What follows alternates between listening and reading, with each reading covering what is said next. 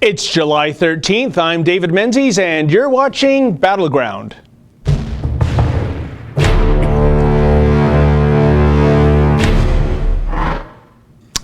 Yeah, as the title says, it's Ezra Levant's Battleground, but not today, folks. Ezra is on assignment. We always say that in this business, even if he's taking some time out, but he really is on assignment. So no false advertising there. Listen, thank you so much for tuning in, even though Ezra is away. The news cycle marches on, and lots in the news on this really hot day in southern Ontario. You know, it's so hot right now in Toronto, folks. How hot is it? It's so hot. When I was driving into work today, I saw a dog chasing a cat, and they were both walking. Which is a segue to say that, wouldn't this be a fantastic opportunity to go to a convenience store, a variety store, and pick up a 6-pack of beer if you're going to have a barbecue? But because we live in the nanny state that is Ontario, we can't do that. But as you know, last June 7th, there was regime change here in the People's Republic of Ontario, and that is to say the Doug Ford Progressive Conservatives are in power. And guess what? According to the throne speech, Doug is making good. He will make good, he says, on a promise to put beer in the corner stores. Now, I know for people outside of Ontario, you're probably thinking, how is this earth-shattering? Well, believe it or not, folks, it is earth-shattering because Ontario is one of those few jurisdictions in the world, I imagine, where you cannot get beer or wine in a corner store. I mean, even within Canada, other provinces allow that opportunity to us, but we're just not adult enough, which isn't really true because, there are about over 200 corner stores in Ontario that do offer beer, wine, and even hard liquor service. These are called agency stores. They're in markets that are too small to have a monopoly LCBO liquor store or a monopoly beer store. So suddenly, in those cases, the government thinks that Ontarians are indeed mature enough to buy a beer at the corner store. So that's going to go through. But what I noticed in this Sun article about the announcement, Warren Smokey Thomas, he's the president of the Ontario Public Service Employees Union. He predicted it will be a, quote, long time before consumers can buy alcohol in corner stores. Now, to borrow a phrase from The Rock, just who in blue hell does Smokey Thomas think he is? I mean, he's not the premier. He's not the choice of the people. He is somebody that runs a entitled public sector service union. And, I find it colossal, folks. A few years ago, the Ontario Convenience Stores Association, they did a poll, a petition demanding beer and wine in the corner store. Do you know what? More than 500,000 people actually signed that petition. That was the single largest petition in the history of the province of Ontario. And so we have a new government promising this. We have the largest petition in the history of the province saying this, and yet we have this president of a public sector union saying, oh, no, that doesn't matter. It's going to be a long time before you, on a hot day like this, can walk to your corner store and buy some alcohol. And, you have to wonder what the ostensible policy reason is for this. Well, it's simply this. There is a innocuous thing that these government liquor monopolies go by called social responsibility, which is code speak for saying that only government can possibly be entrusted with selling potentially dangerous adult stuff like liquor. And yet you look at a convenience store and look at all the other adult stuff that you see there. Tobacco, lottery tickets, fireworks, adult magazines. Well, I'm told adult magazines are there. I wouldn't know that for sure. But anyways, all of that adult stuff, it's okay for an Ontarian to buy. But when it comes to a bottle of wine, a six-pack of beer, no, we don't quite meet that benchmark. And then we have this union rep saying it's going to be a long time. I want to throw, if Alex in the production team has this, there was this series last year of OPSU ads showing just how hard Liquor Control Board of Ontario employees have it. And we have one? Okay, just wait you see this, folks. The real story for me that breaks my heart is just hearing about people that are working alone and they're at risk and people don't realize that. One of my sisters, she was working alone and this person ended up having a stroke. She was on the floor seizing for about 15 minutes and just by miracle, a customer came in, saw her on the floor and lucky enough knew CPR and saved her life. Of course he called the ambulance, got her to the hospital, and that customer was forced to having to close the store. 2 days later that employee ended up phoning their district manager and was more so scared. They were scared that they got in trouble because they were gone for 2 days. It broke my heart. I would tell Kathleen Wynne that she needs to stop feeding us false hope about, raising employment standards, yet at the same time your Crown employees are exempt from that. Just because this is a job that is classified as retail, it doesn't devalue what we're doing for that community, and it shouldn't devalue what we generate and what we give back to the Ontario taxpayers. And that's the real story of what's happening at the LCBO.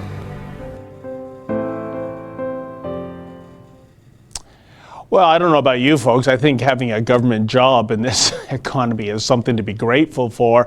I don't know how hard done she is. It looks like she had about a couple of $1,000s worth of tattoos on her body.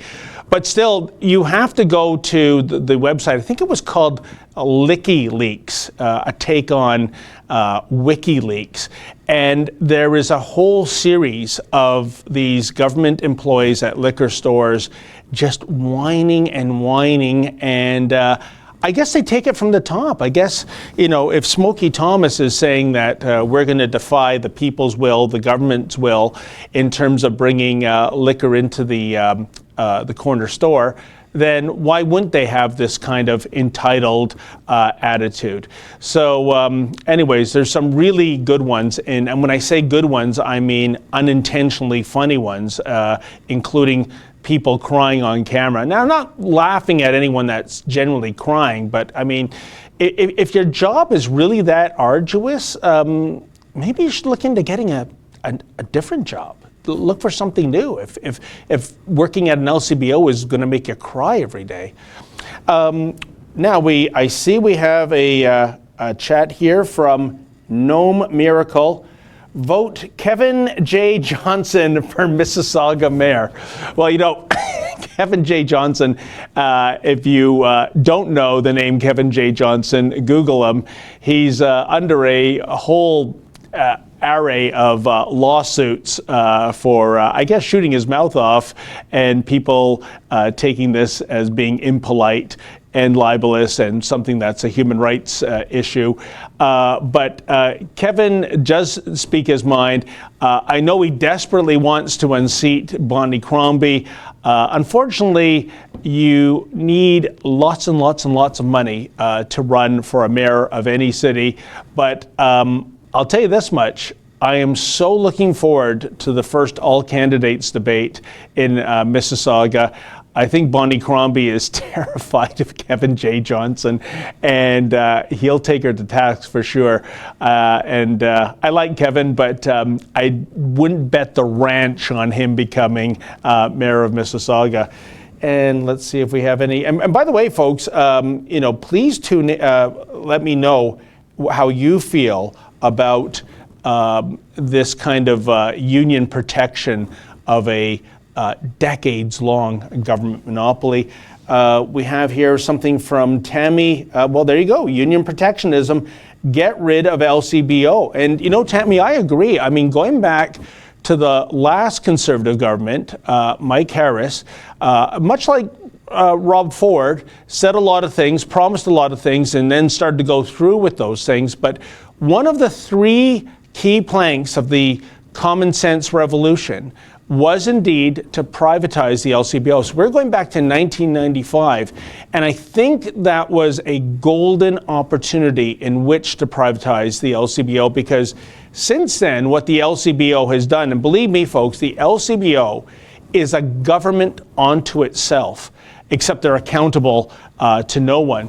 What they've done ever since the fear of privatization got a hold of them in the Harris years, they have sunk millions and millions of dollars into what I call Taj Mahal liquor temples.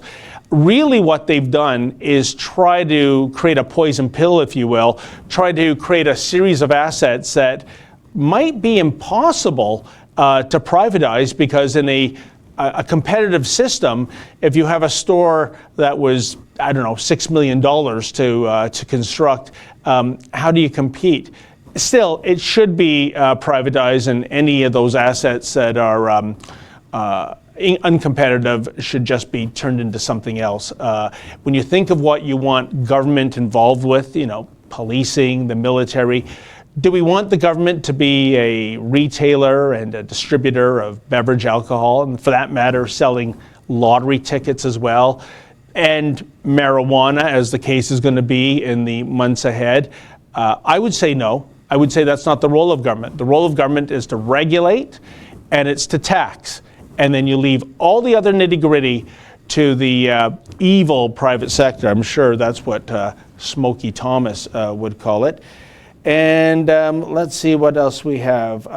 From Lunar Universe, what a national priority. Drink more alcohol, legalize cannabis, a great future awaiting Canada. True enough. But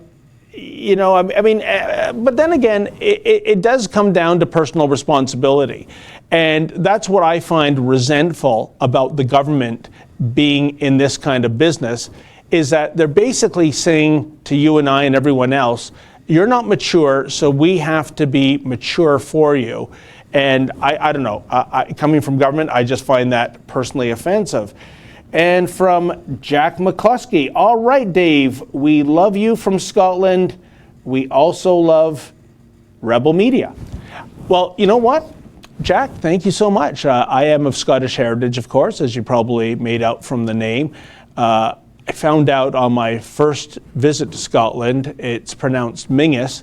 Don't know how you get that. If there's any Scotsmen or Scotswomen out there, or Scots people, as Justin Trudeau would say, please try to explain to me how a surname spelled Menzies is pronounced Mingus. I'm sure there's some kind of Gaelic, silent, what have you.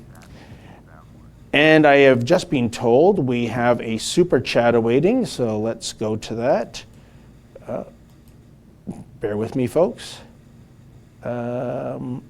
Okay, it's from Ezra's First Irregulars, £1.99. Keep up the good work. Attend the July 14th protest. Well, that, of course, would be the protest for Tommy Robinson. This is a huge hot button with our audience, and I know Ezra won't be at the protest, but he is going to go to the trial. I think there's a crowdfunding page up for that. If anyone wants to chip in, because you know, and I know, and Tommy knows, you can't trust what the mainstream media is going to report at that trial, assuming members of the mainstream media even show up to cover it. But we'll tell you the truth. And if you can go to tommytrial.com, it's just to cover the expenses, folks. It's very expensive on short notice to fly to London. And of course, hotel prices in London are crazy.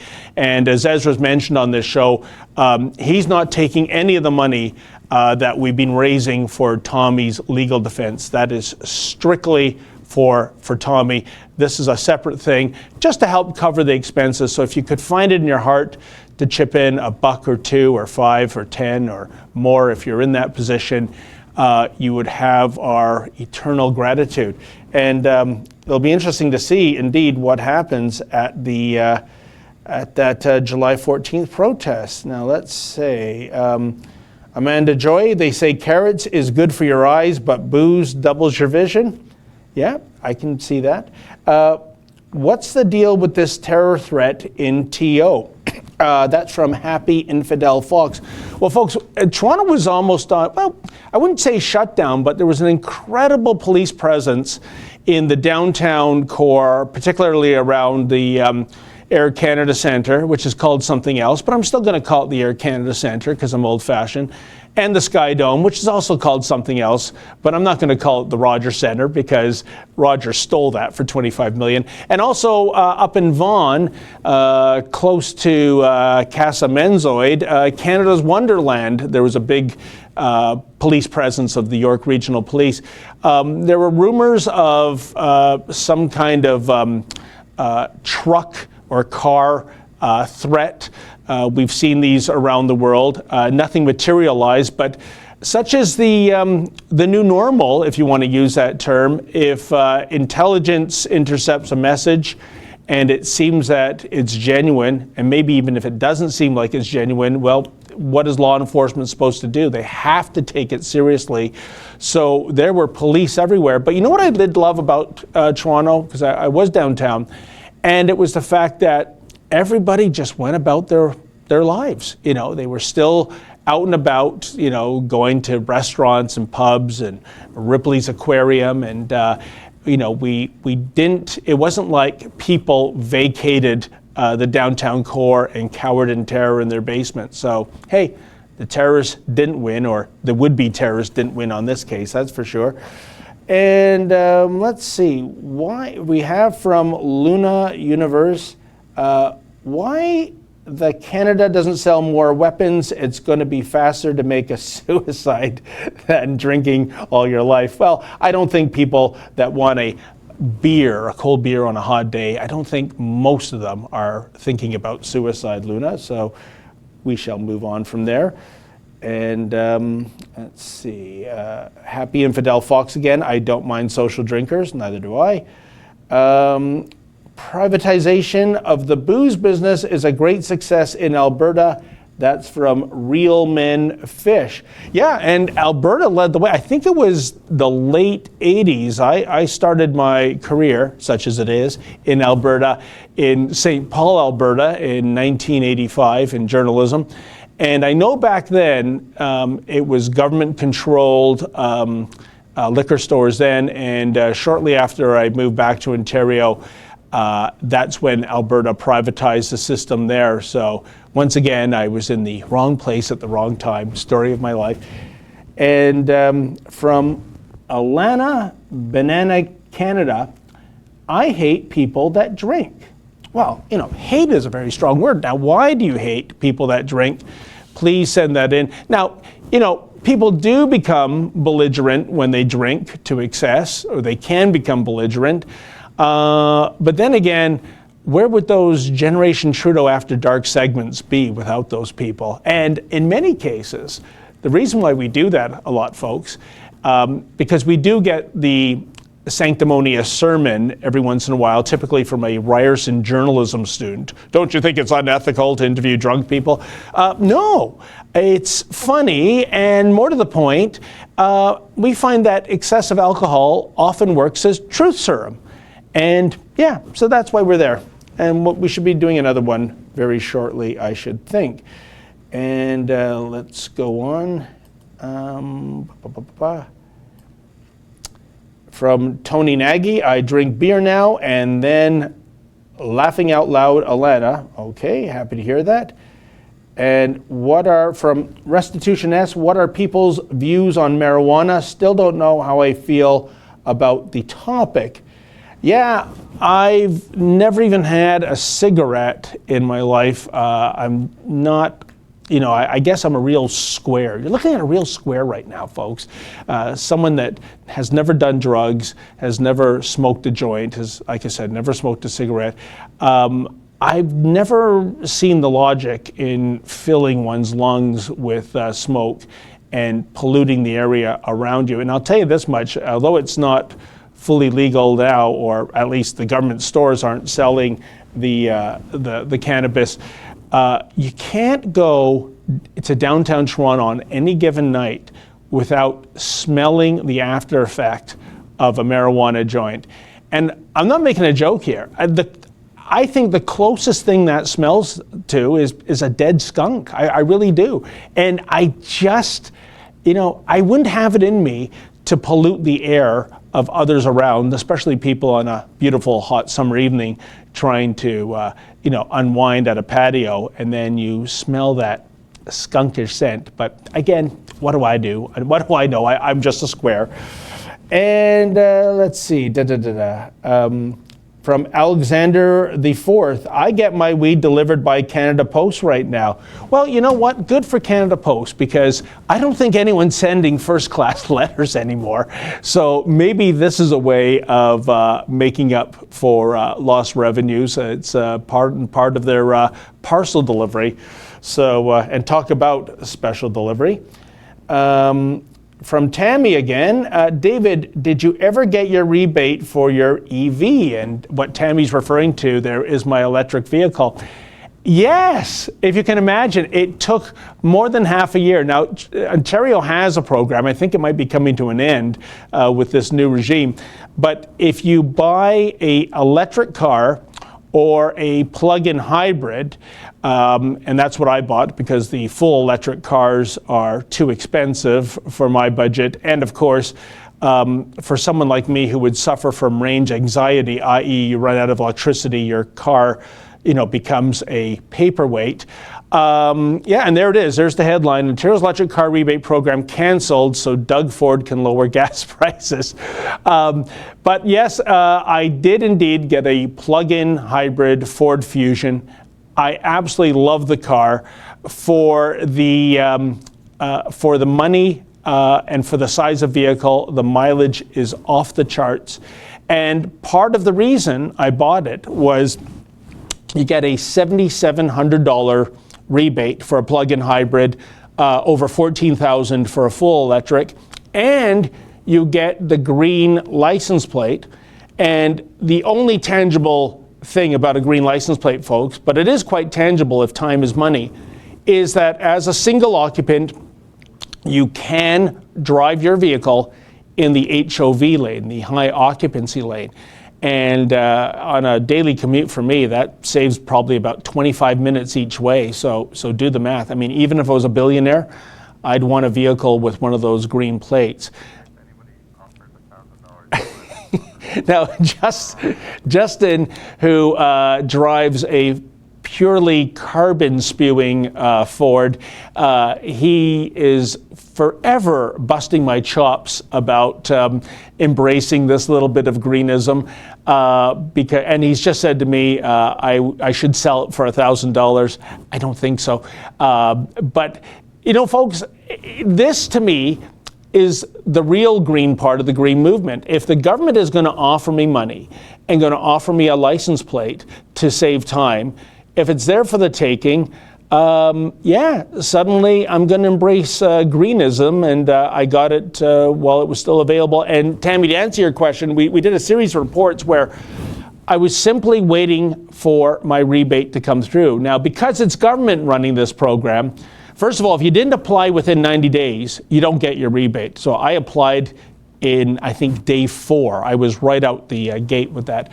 But then 1 month ran into another month, and I was pestering, and it took, I think, it was either 7 or 8 months before I finally got that rebate. And folks, the purchaser does all the paperwork, everything. All the government has to do is look at the VIN number, stamp it, and mail you a check. And that took 9 months. Incredible. I mean, how can you rag that puck even if you tried? So Tammy, thanks for asking. I did get the money, and I love the car. Okay, and we have, just scrolling through some things here. Civil Action Information Network. Oops, noon till 3, both Saturday and Sunday. Get there early. Not sure what that means. So let me skip ahead to a super chat, which is lurking somewhere here. Bear with me, folks. Okay. I can't find it right now, but oh, wait a minute. It's again from Ezra's First Irregulars, another £1.99. Ginger and haven't drank, unleash the Scot within.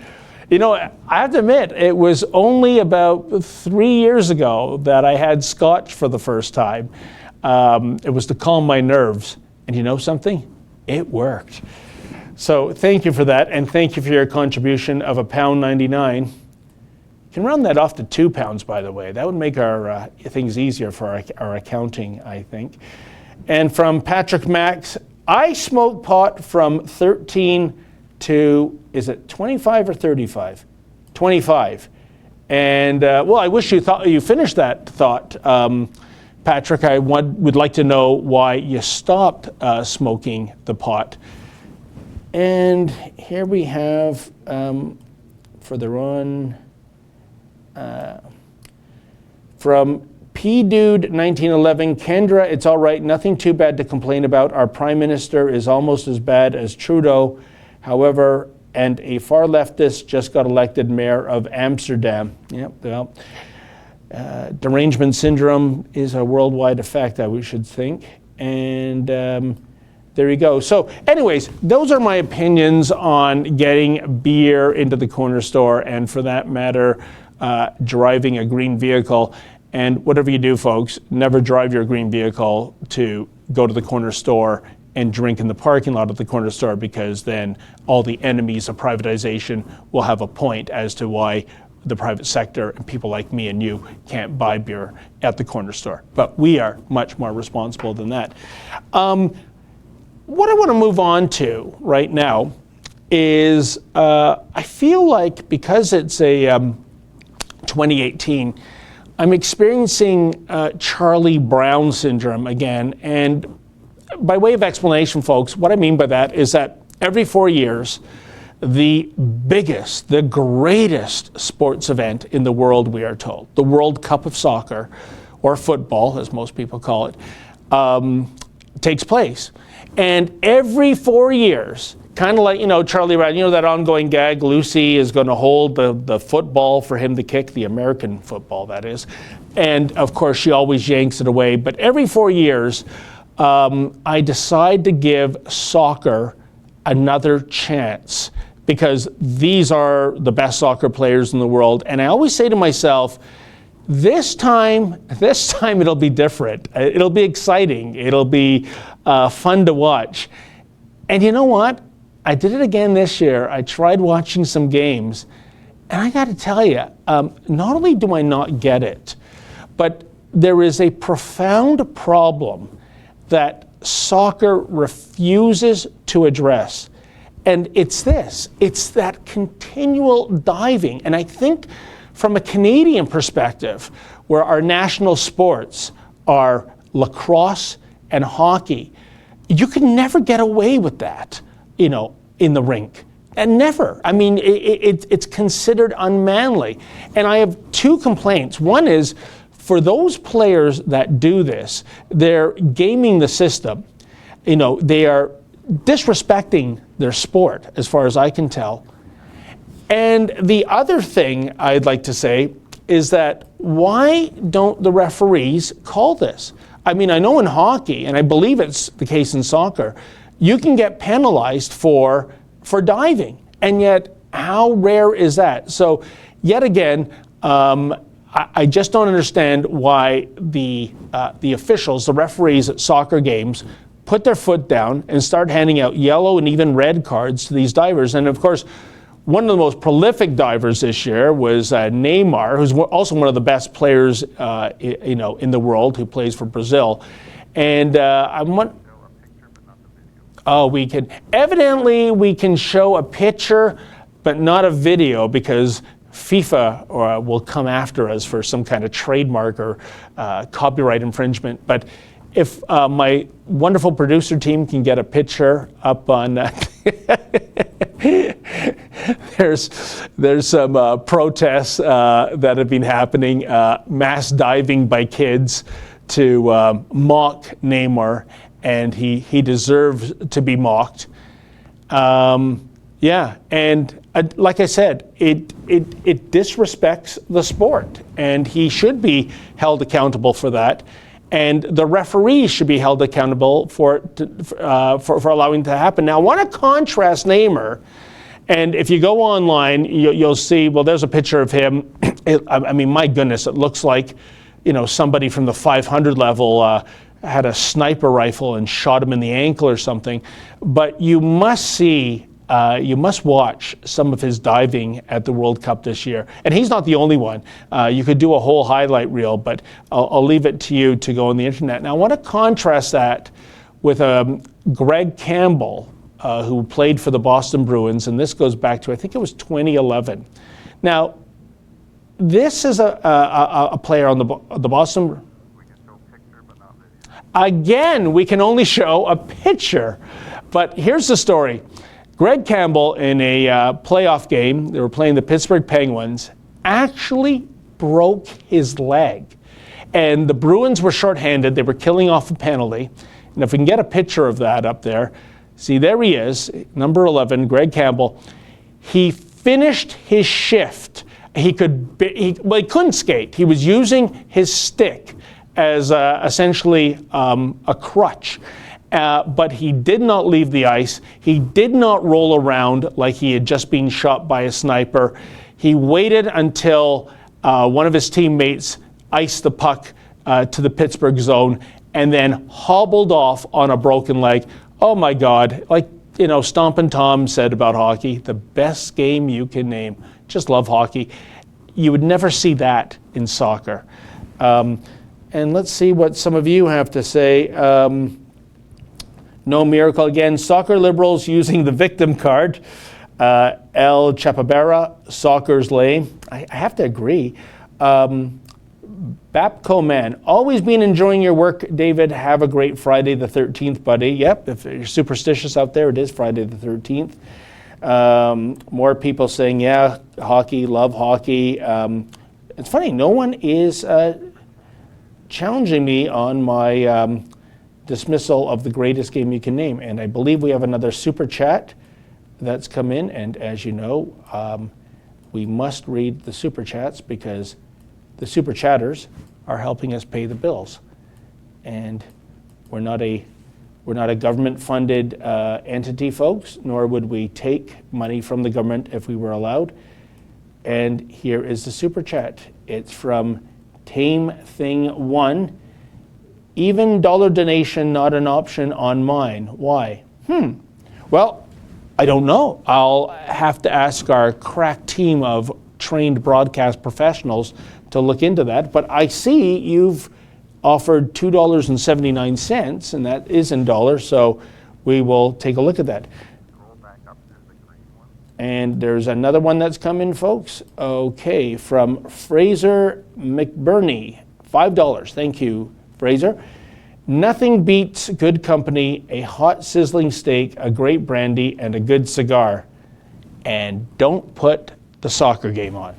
And then you have a perfect patio scenario.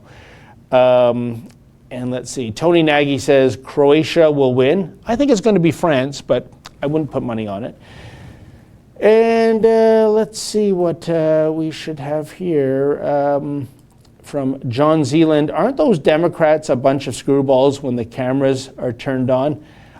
Actually, no, they don't need the cameras turned on. They're simply screwballs.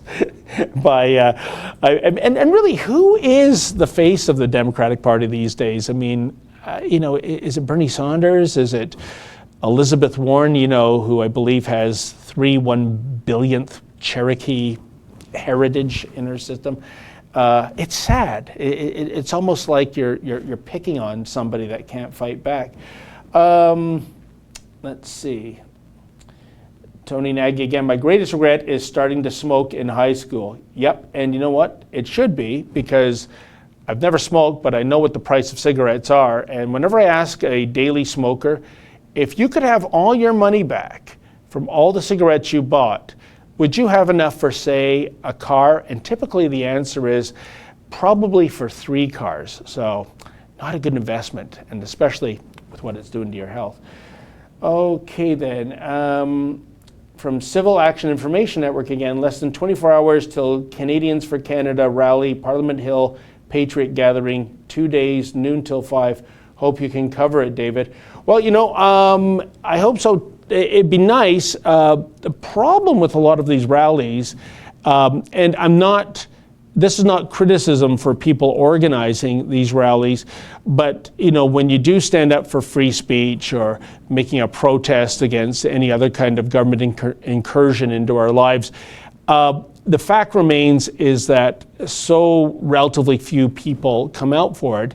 And the reason is, we have jobs, we have families, we have things to do. We're not, so many members of the left, like Antifa, I don't think most of these people have jobs. They probably live in their parents' basement and they live to protest. It's like the George Carlin joke, isn't it, about dogs? What does a dog do on its day off? It can't sit around all day and do nothing. That's its job, So that's where the left kind of beats the right. Their lack of productivity makes them ready, able, and willing to attend any protest on a drop of a hat. Whereas people right of center, we have commitments, we have bills to pay, we're responsible, and we can't get involved in a lot of those protests. Let's see. Amanda Joy, I bought an electric motorbike, an e-bike. Where's my rebate? Well, no rebate for you. I don't think it applies to those e-bikes. And, at the risk of sounding e-bike phobic, I think, e-bikes, that's where I kind of draw the line. It's funny. I think there's one thing that unites cyclists and motorists in the city of Toronto. It's their mutual hatred of e-bikes, because e-bike isn't a motorcycle, an e-bike isn't a bicycle. It's something in between. It can't really go at such a fast rate of speed to keep up with traffic, and yet it bothers the cyclist when it goes into the cycling lane. So, no, I am sorry. No rebate for you.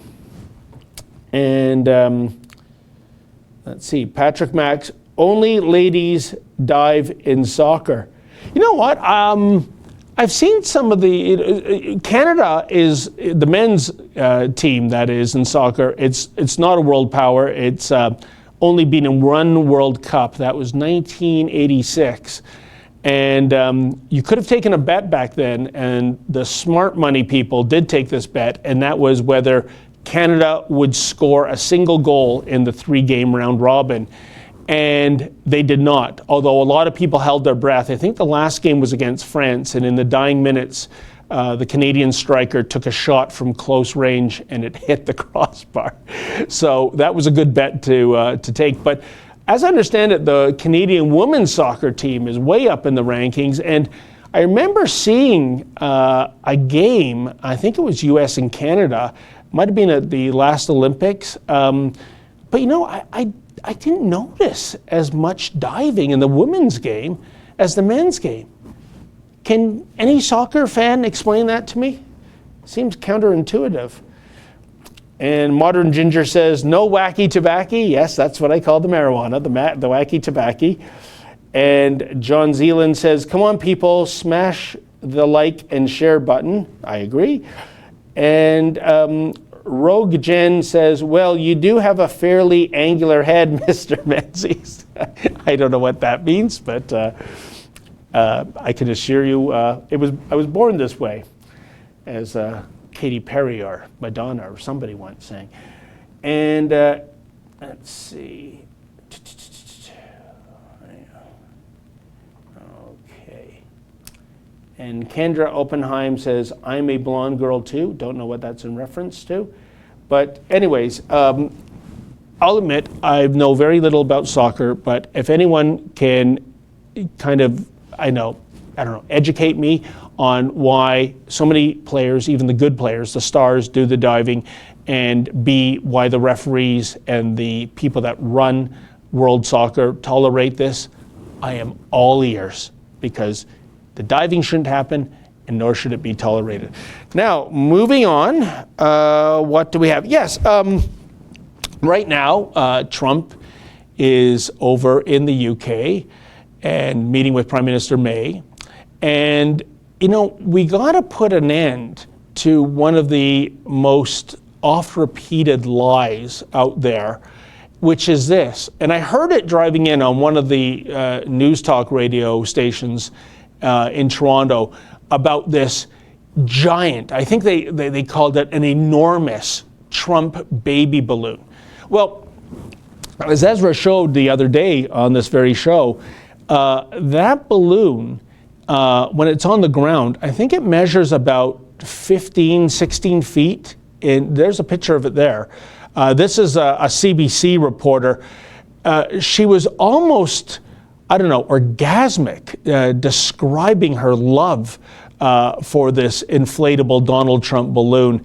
But you can see in comparison to her how small it really is. It's not even really the size of a bouncy castle. And think of this, folks. Once it's in the sky, yeah, see, there's the very creative thing of giving him a cell phone in one of his hands. But once it's in the sky, just imagine what it's going to look like a speck, I mean, is it a bird? Is it a plane? Is it a Donald Trump dirigible? Who knows? But I am not against this. I believe in free speech. I believe in protest. I don't agree with the balloon. I don't agree with the message, but it is kind of a creative way. They should have made it much bigger because it's, like I said, it's going to be lost on a cloudy day in London. But here's the thing. I really wonder if a group of people in the UK, if they were going to, make an inflatable to mock or protest the grooming gangs, the rape gangs, make use of certain characteristics in that balloon to, criticize radical Islam in the UK. First of all, I don't think they'd be permitted to fly it. If they did fly it, I think it would be shot down. And secondly, I think that one of the 900, I still can't believe that number, one of the 900 UK cops monitoring social media, looking for any potential hate crime, this would be one. They would go at, so it's a double standard, isn't it, folks? As it always is. Yeah, you know what? You want to make fun of Donald Trump and insult him, have at it. We love, rigorous debate here. Oh, but not really. With some subjects, they're absolutely taboo and getting more taboo with every passing day. And so there you have it. And here we have 900 plus specialist officers across London dedicated to investigating all hate crime. For more info, please visit. Well, for one thing, I certainly shall not visit that website because I don't think I could contain myself, and they'd probably dispatch an officer to file trumped-up hate charges against yours truly, the lovable one here in Toronto.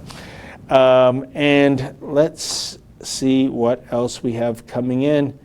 From Bapco Man, David, great tie, reminds me of warning tape. You like quite safe. Well done, sir. And it was from Value Village because I am on a budget. Ezra's first regulars. I will be in London on the 14th. The more the merrier, and I hope so many more do show up, my friend. And let's see. Evan Sauer. Not enough hitting in soccer, and then he adds a few lines down, or fighting. Yeah,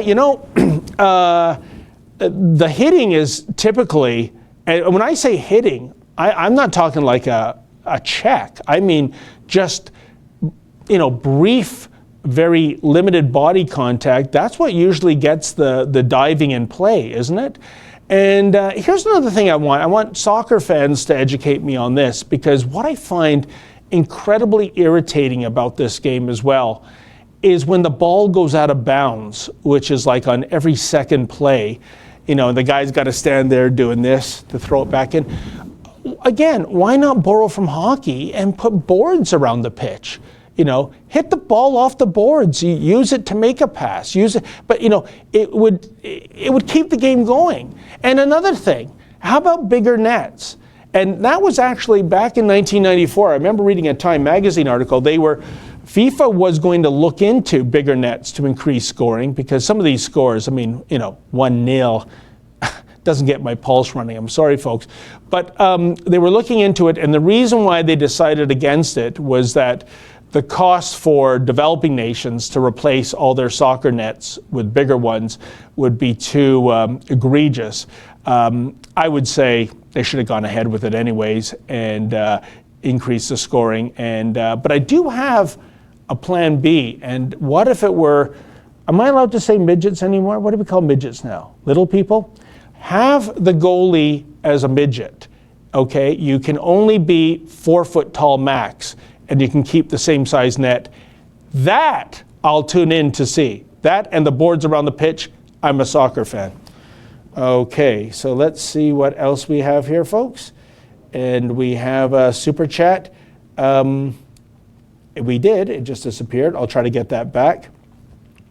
And I hear some laughing by the production team there. And one of the producers is Alex. He's from Wales. They have a soccer culture there.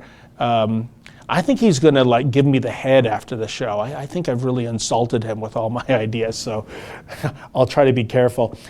And we have from Marcin, hello from Poland. Hello right back to you. And what else do we have here? From Kendra, all of us Polish are dispersed, but we are all nationalists. All right. And Ezra's first regulars again, going live after the Battleground Free Tommy Rally updates. Join the open panel. If you can send a link, I will read it out. From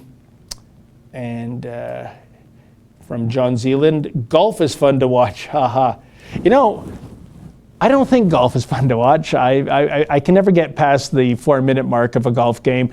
Although there is a new phenomena for everyone that's a Howard Stern fan, and that is after the golfer has teed off, the de rigueur cry of Baba Booey or hit him with the hind. That's why I tune in for golf now, just to hear those chants. I guess I'm a bit of a goof, but that's the most exciting part about golf for me. And Kendra writes, please vote for Scheer. I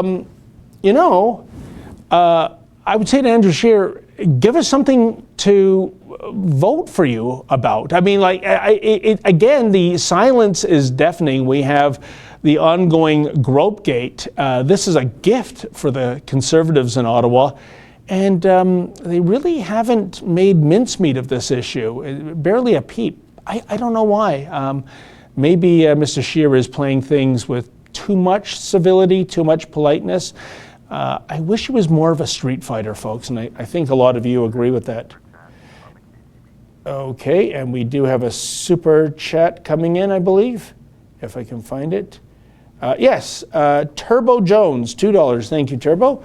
Comment on the KJB being indicted by Mueller today. Well, you know what? I don't know what the latest is on the Mueller investigation there, but I think what we're going to find is that if there's real collusion right now in U.S. politics, let's look at the role the Russians had with the Democrats, which doesn't get a lot of publicity for some reason. I really wonder why. And let's see, there was a good little comment here about soccer that came and went. I'll try to find it for you. And let's see. Forgive me, folks. And John Zealand, Menzoid, it's not even the size of a mini. I don't know if you're talking about me or the Trump balloon. I think it's the Trump balloon. I think it would be the size of a mini. It looked like about 2.5 people tall, which I guess puts it in the 15-foot territory. And here's something interesting. from Special K, excellent cereal. There is going to be an inflatable baby con flying in London in a few weeks. You know, I really wonder about that. I wonder if, pardon the pun, that is going to fly, or if Mayor Khan is going to deem this to be some kind of a hate speech issue. Because again, it's that double standard, it's that hypocrisy, folks, that will make a Trump balloon A-OK, a balloon that attacks the left not okay. I really hope that does happen. And sure enough, there is the photo, campaign to fly Sadiq Khan baby blimp in London, raises £50,000. Now, surely for $50,000, I don't know anything about the balloon business, but £50,000, that should get you quite a big balloon, I would think. And if there are any balloon experts out there, please weigh in and tell us how big a balloon does £50,000 get you. I mean, that's over 100,000 Canadian dollars.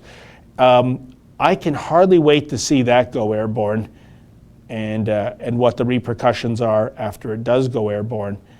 And let's see what we have here. Andrew Bursack says, David, does your missus ever worry when you do the After Dark show? She doesn't, actually. I have a life insurance policy, but the drunks are actually quite harmless. And when there is fisticuffs, they tend to beat each other up. We just go out there and politely ask questions, and the most we've received is verbal abuse and a little nudge here and there, but I don't go crying about that. And we have another super chat. My super producer, Justin, has informed me. For £4.99 from Ezra's First Irregulars again. Keep up the good work. Join the panel after the show. David, you're welcome to join in. Use Discord link going live after the Battleground. Okay. Thank you very much. Every dollar counts, folks. And we appreciate all of your support. And let's see. From... Oh, they're coming in very fast and furious here. Captain Chaos. Love Ezra, but David is funnier. Well, you know what? That's the nicest thing someone has said to me all month, and it's been 13 days into the month. So, Captain Chaos, thank you so much for that. Charles Keller. Hey, Menzoid, ever talk to Adler anymore? Greetings from Manitoba. You know what? Charles Adler and I, we did a radio show. He had me on as a Friday guest. If Charles ever wants me on the show again, I'm happy to do so. He's a wonderful broadcaster, and he has my number. Because I think right now we're on the don't call me, we'll call you kind of relationship. I might be wrong. Anything. So Tammy again says, I think all Rebel journals should take a turn hosting Battleground. Well, Tammy, I guess that means I'm not doing a good job right now. You might be right. But I know Sheila's done this, and I know John Cardillo has done this, and they have been excellent. And let's see. Chris H. writes, the British Labour Party must be kept out of power at any cost.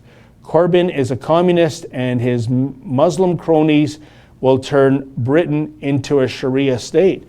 Well, you know, Chris, in a way, hasn't that already come to pass? I mean, I believe, I might have the number wrong, but not by much. I think there's something like 85 Sharia courts in the UK. 85. You know, where, you know, there's a different set of rules for certain people of a different faith. I mean, I just find that stunning in a Western democracy. There's also, I learned, a UK Muslim Policeman Association. Why would there be a need for Muslim police in the UK to have a separate association? I mean, I actually find this disturbing, and this is under the current government, but you're right, maybe under Labour it would get even worse. Okay, is Fullo F. Care? The USA has been usurped. I'm sure you were all warned by Kennedy as to an opposing power in play, mainly deep state. You'll have to explain that one for me. And Happy Infidel Fox has a series of hearts and my nickname Menzoid beside it. That's beautiful. And I hope it's not facetious, though. You never know. There's no room for inflection or tone on a internet chat. And Tony Nagy says, David sing, Tommy Robinson, let's hear it, press 1. I agree with that song, and I would love to sing it, but I cannot sing. I really can't. And if I were to, how many people we have online right now would just plummet to 0. But, as you can see, folks, get your Tommy ringtone at tommyringtone.com, and you get the Tommy Robinson. See, I was already getting into a singing mode there, and somewhere in Toronto, a couple of stray dogs are howling. Let's see. So from Copa, I think this was in regard to, I missed it. I'm sorry, folks. From John Zealand again, for a funny show, Colonel Kurt would be funny and R-rated. Perhaps he would. And so that is my feeling on the Trump balloon. And so we've covered, let's see, beer in the corner store, which we should all be in support of. Nobody seems against it. We've covered the Trump enormous balloon, which is really about the size of a small bouncy castle. And we've covered, I'm sorry, folks, why soccer sucks. And like I said, my goal to improving soccer, basically a 4-point plank, eliminate diving, put boards around the pitch, enforce the rules, and either make the nets bigger or the goalkeepers smaller to increase scoring. And then you'll have a sport worth watching. And again, Ezra's first irregulars. Ezra tries accents. Give it a go, David. Well, what would you like me to do as an accent? I can't even do a Scottish accent, and that's pretty pathetic given my heritage. Now, Sheila Gunn, David, annoy these people with some of your constant comic book references. You know, folks, I love Sheila Gunn Reid. I really do. We bonded in Israel, and but I got to tell you, she is endlessly busting my chops about pop culture references, including, yes, those of comic books. And by the way, I read comic books because I want to keep my eye on the left, because the comic book universe is being infiltrated by leftists as well. But that's a totally different discussion. But let me tell you something about Sheila Gunn Reid. You know, Sheila Gunn Reid, I mean, she's got it all, doesn't she? She's smart, she's beautiful, she's athletic, she could kill a bison with her bare hands. She showed me these pictures of her and her husband in camouflage, face paint, you know, stalking moose and all that. But you know what? You know what I learned in Israel, folks? To use a comic book reference, yeah, even Superman has his kryptonite. We were in it was a tunnel going through, I guess, I can't remember the building, but it was a very narrow, cramped tunnel. And we were told by the tour guide, look, if anyone has any claustrophobic issues, don't go in here. Well, about 5 minutes in, Sheila Gunn Reid went crying like a schoolgirl, like a bat out of hell out of that tunnel. I couldn't believe it. I really couldn't, because, you know, she is our Wonder Woman. She is our Khaleesi from Game of Thrones. Like, how did a tunnel bring down this mighty she-warrior? And then on a bus going up a mountain, going up and going down the mountain, whenever there was a curve, folks, and I'm not making this up, I might even have video of it, Sheila kind of went into the fetal position and like she was going to be sick. And again, I'm thinking, how is this possible? This woman has probably killed with her bare hands every animal, aside from those on the endangered species list, that has ever existed.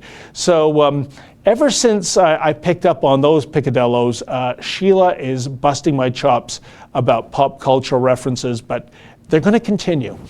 Anyhow, someone writes in, Big Boy Blue, I think the punchline there is he needed the money, but Big Boy Blue says, weakling, I guess he's referring to Sheila. Oh no, Sheila's not weak. She just has a couple of phobias and she probably wishes I never referred to them. But she started it, right? See, I'm a lot like the United States of America, See, Sheila started it with her comment about my pop culture references. Like the US, you can Pearl Harbor the Menzoid anytime, but I always drop the bomb. Okay, Patrick Max, Sheila's voice is hard to bear. I disagree. I think it's the voice of an angel. And I've been told, before I get into more trouble, it's 1 o'clock, time flies. So first of all, I want to apologize to Sheila Gunn-Reid if I've revealed any secrets I shouldn't have. And secondly, I want to thank you all for tuning in. Ezra will indeed be back on Monday, and maybe he can fill us in about the out-of-province assignment he's on. Have a wonderful Friday the 13th. And remember, folks, without risk, there can be no glory. Good afternoon.